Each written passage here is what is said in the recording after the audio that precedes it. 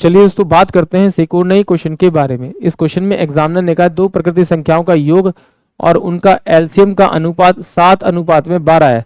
यदि उनका एचसीएफ 4 है तो छोटी संख्या क्या है। तो चलिए आइए सॉल्व करते हैं इस एक और क्वेश्चन को।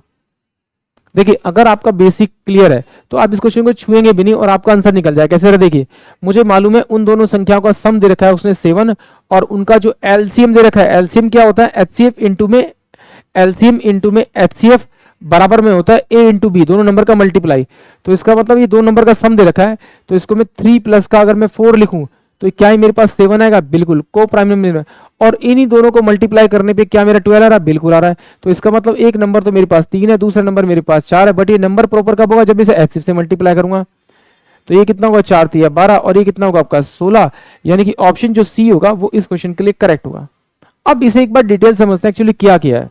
देखिए मुझे मालूम है कि एक नंबर जो है मेरे पास में 4a होगा, दूसरा नंबर मेरे पास होगा 4b होगा, इन दोनों को अगर मैं ऐड करूंगा तो मेरे पास 4 कॉमन आ जाएगा और ये मेरे पास में a प्लस का b आ जाएगा।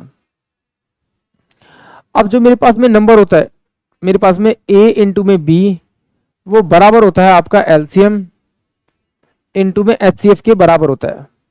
तो अगर मुझे a और b नंबर निकालना है, a और b निकालना है, तो मैं क्या करूंगा, एलसीएम मुझे दिया हुआ है उसमें एचसीएफ मल्टीप्लाई कर दूंगा, यानी कि a इंटू में b में मैं अगर 4 से मल्टीप्लाई करूंगा तो मेरे पास में क्या आ जाएगा, ये एलसीएम वो नंबर आ जाएंगे, क्या आ जाएंगे, वो दोनों नंबर आ जाएंगे। कैसे रहे देखिए, a इंटू में b बराबर में एलसीएम इंटू में आपका एचसीएफ हो गया आपका।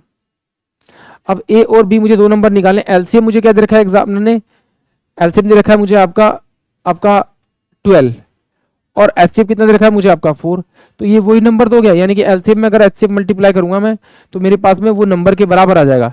तो इसकी जगह मैं डायरेक्ट रख सकता हूँ a इंटू बी इंटू 4, और ये एग्जामिनर ने मुझे रखा है बराबर 7 बटे में आपका 12, इस 4 से 4 गया तो ये a प्लस का b अपॉन में a माइनस a इंटू में b आ गया, ये इसका टू में 7 आ गया, ये आपका 12 आ गया।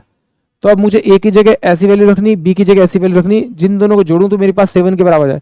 तो a की वैल्यू 3 मान ली और b की वैल्यू मैंने 4 मान ली, तो दोनों को जोड़ रहा हूं तो कितना हो रहा है मेरे पास में आपका 7 हो रहा है।